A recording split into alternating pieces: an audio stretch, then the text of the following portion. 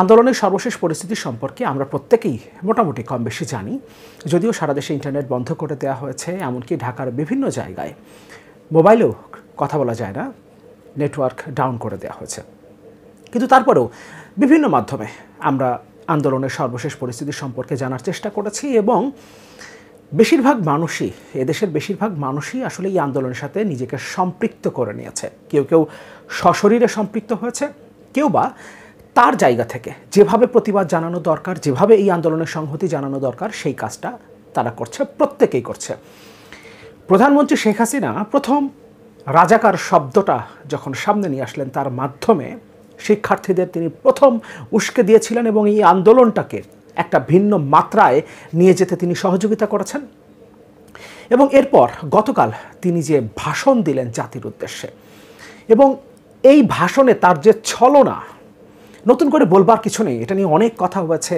তিনি কি পড়ে এসেছিলেন, তিনি কিভাবে কথা বলেছেন, কথা বলবার সময় তার গলা কেঁপে কেঁপে উঠছিল, ৭৫ সালে তার পরিবারকে কিভাবে হত্যা করা হয়েছে সেই কথাগুলোর সাথে তিনি তার দুঃখের কথার সাথে রিলেট করার চেষ্টা করেছেন। যতজনকে হত্যা করা হয়েছিল গতকালের আগ পর্যন্ত, যে ৬ জন, তাদের কথা, এবং বিশেষ করে ছাত্রলীগের একজনকে হত্যা করা হয়েছে, সবুজ আলী, সেটা তিনি উল্লেখ করেছেন। চিটাগাংয়ে ৩ তলা বিল্ডিংয়ের ওপর থেকে ফেলে দেওয়া হয়েছে ছাত্রলীগের কয়েকজনকে, সেই কথাটা উল্লেখ করেছেন, এবং বাকি ৫ জনকেও হত্যা করা হয়েছে সে কথাগুলো তিনি বলেছেন। কিন্তু সাইদকে যে পয়েন্ট ব্ল্যাঙ্ক রেঞ্জ থেকে পুলিশ সরাসরি গুলি করে হত্যা করলো, সেই সাইদের নাম তিনি বলেননি। ওই ভাষণেও তিনি বুঝিয়ে দিয়েছেন তিনি আসলে কোন পক্ষে, এবং সেই ভাষণে তিনি বলেছেন পুলিশ নাকি আন্দোলনকারীদের নিরাপত্তার জন্য আছে। পুলিশ কি অবস্থানে আছে এটা কি সারা দেশের মানুষ জানে না? প্রধানমন্ত্রীর এটা ভাষণ দিয়ে আমাদেরকে জানাতে হবে।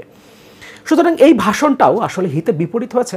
যদিও প্রধানমন্ত্রী কী চিন্তা করে ভাষণটা দিতে এসেছিলেন সেটাই আসলে বোধগম্য না। কি বললেন, কি বোঝাতে চাইলেন, তার এই অভিনয়, তার এই কষ্ট পাওয়া, তার গলা কাঁপিয়ে দুঃখ প্রকাশ করা, আর ৭৫ সালে তার সপরিবারে নিহত তার পরিবারের কথা স্মরণ করিয়ে দেওয়ার সাথে এখন যে হত্যা হচ্ছে তার সরকারের আমলে, সেগুলোকে জাস্টিফাই করার একটা চেষ্টা এবং নিজেকেও ভিক্টিমাইজ করার একটা চেষ্টা, এর মধ্য দিয়ে আসলে কী গেইন করেন তিনি, বারবার তিনি কী গেইন করেন সেটা জানি না, এবং গতকালও তিনি কী চেষ্টা করলেন সেটা আমরা আসলে ঠিক বুঝতে পারিনি। তবে এর মধ্য দিয়ে যেটা হয়েছে, সারা দেশকে দলমত নির্বিশেষে, কে কোথায় পড়ে, কে সরকারি বিশ্ববিদ্যালয়, কে বেসরকারি বিশ্ববিদ্যালয়, কে কলেজ, কে স্কুল, কে কী করে, কে রিক্সাওয়ালা, কে অফিসার, কে প্রফেসর, কোনো ভেদাভেদ নাই। সবাই আজকে এই সরকারের বিরুদ্ধে একটাই স্লোগান এসছে, এই সরকার আর না। এই সরকার ক্ষমতায় থাকলে কোনো কিছুর সমাধান হবে না। এবং সর্বশেষ যে ঘটনাটা ঘটেছে, এই সব কিছুর পর সরকার যখন বুঝতে পারছে কোনো নাটকেই আর কাজ হচ্ছে না, গলা কাঁপিয়ে দুঃখ প্রকাশ করে এখন আর প্রধানমন্ত্রী সুবিধা করতে পারছেন না, তখন আইনমন্ত্রীকে পাঠিয়েছেন তিনি, এবং আইনমন্ত্রী বলছেন আমি প্রধানমন্ত্রীর দূত হিসেবে এসেছি। এবং প্রধানমন্ত্রী দায়িত্ব দিয়েছেন 2 জন মন্ত্রীকে, তার মধ্যে একজন নওফেল, সে এখন শিক্ষার্থীদের সাথে বসবে। শিক্ষার্থীরা যখন বসতে চায় তখনই সরকার বসার জন্য প্রস্তুত। এমনকি অ্যাটর্নি জেনারেলকে তিনি নির্দেশ দিয়েছেন যাতে রবিবারেই 7 আগস্টের যে শুনানি সেটা এগিয়ে আনার জন্য সরকারের পক্ষ থেকে উদ্যোগ নেওয়া হয়, আপিলের ডিভিশনে যেন আপিল করা হয় এই ব্যাপারে। এখন তাদের, এবং তারা বলেছেন কোটা সংস্কারের যে দাবি তার সাথে সরকার নীতিগতভাবে একমত। কেন গতকাল পর্যন্ত আপনারা একমত ছিলেন না? কেন প্রধানমন্ত্রী বললেন সেদিন, কিভাবে তুচ্ছ তাচ্ছিল্য করে বললেন রাজাকারের নাতি নাতনিরা কি কোটা পাবে? কিভাবে তুচ্ছ তাচ্ছিল্য করেছিলেন তিনি এই শিক্ষার্থীদের। আজকে আপনারা নীতিগতভাবে একমত, তার মানে শিক্ষার্থীরা যে বলছে মুক্তিযোদ্ধাদের কোনো কোটা থাকবে না, অর্থাৎ মুক্তিযোদ্ধারা তো আর এখন চাকরিতে আসবেন না, বিশ্ববিদ্যালয়ে ভর্তি হবেন না, তাদের ছেলেদের সময়ও শেষ হয়ে গেছে যদি সত্যিকারের মুক্তিযোদ্ধা হন। তবে এই দেশে এখন 70-এর পরে জন্ম নেওয়া, 71-এর পরে জন্ম নেওয়া অনেকেই মুক্তিযোদ্ধা আছেন, এমনকি মুক্তিযুদ্ধের সময় যাদের বয়স 7 বছর 10 বছর, তারাও অনেক মুক্তিযোদ্ধা আছে, আওয়ামী মুক্তিযোদ্ধা তারা, এই জমানার আওয়ামী মুক্তিযোদ্ধা। যাই হোক, মুক্তিযোদ্ধা কোটা তো পুরোপুরি বাতিল করে দেওয়ার কথা বলছে, কিংবা সংস্কার করে সবগুলো কোটা মিলিয়ে 5% বা 10%-এর মধ্যে, তার মধ্যে মুক্তিযোদ্ধা কোটা থাকতে পারে 2%, 5%। আপনারা সেখানে নীতিগতভাবে একমত। আপনাদের নীতি কি ঘন্টায় ঘন্টায় বদলায়? প্রধানমন্ত্রীর নীতি কি আগের দিন সন্ধ্যায় আর পরের দিন দুপুরবেলা পাল্টে যায়? এই নীতি নিয়ে দেশ চালায়? এই নীতি নিয়ে প্রধানমন্ত্রী?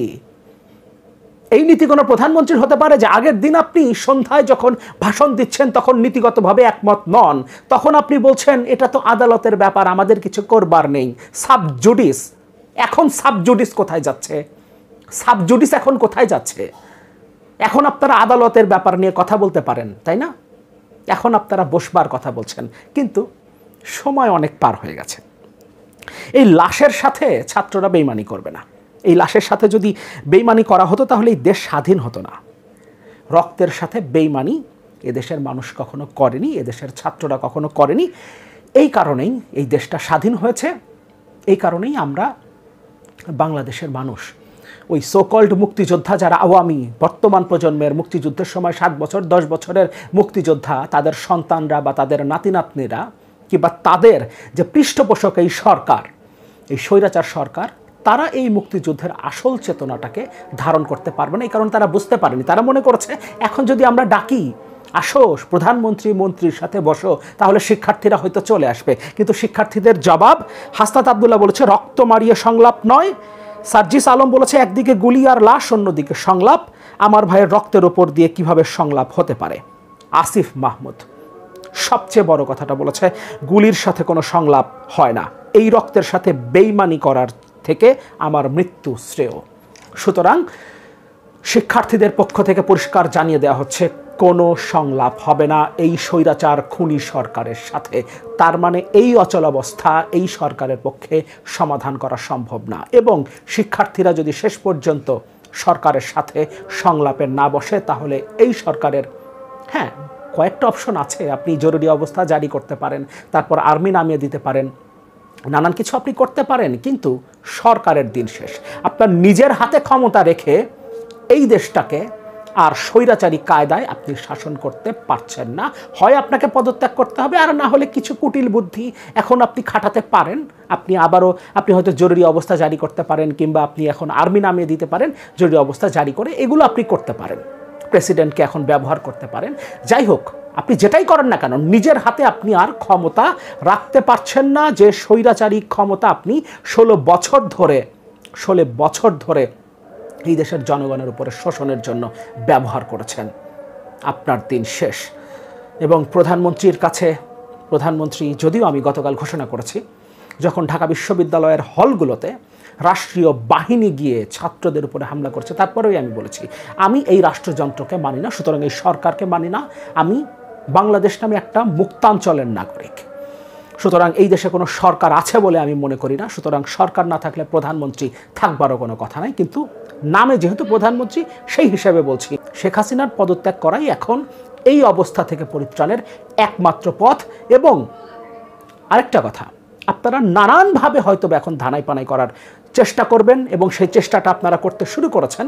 আইনমন্ত্রীকে দিয়ে যে নাটকটা করার চেষ্টা করলেন, সংলাপের যে নাটক, সেটাও সেই পদত্যাগ এড়ানোর, ক্ষমতা হারানো যে অবস্থাটা তৈরি হয়েছে, সেটা এড়ানোর একটা প্রচেষ্টা। এরকম ধানাই পানি অনেক কিছু করতে পারেন, কিন্তু এগুলো করে খুব বেশি দিন টিকে থাকতে পারবেন না, কারণ বাঁধটা ভেঙে গেছে। যে ভয়ের চাষ করে এতদিন আপনারা ক্ষমতা আঁকড়ে ধরেছিলেন, ক্ষমতায় টিকেছিলেন, সেই বাঁধ ভেঙে গেছে, মানুষের ভয় ভেঙে গেছে। এখন মৃত্যুকেও আর কেউ ভয় পাচ্ছে না। শিক্ষার্থীরা যে রাস্তায় নেমে আসছে, তাদের সাথে অভিভাবকরাও নেমে আসছে, এবং শিক্ষার্থীদের নেমে আসতে কোনো বাধা দিচ্ছে না। অর্থাৎ আমার সন্তান রাজপথে গিয়ে যদি শহীদ হয়, তাতেও আমার কোনো আফসোস নেই, কিন্তু এই স্বৈরাচারের পতন ঘটাতে হবে। এটাই এখন এই দেশের মানুষের প্রত্যাশা। সুতরাং যত কিছুই করেন, আর ক্ষমতায় জোর করে টিকে থাকতে পারবেন না, কারণ বাঁধটা ভেঙে গেছে, মানুষের ভয় ভেঙে গেছে।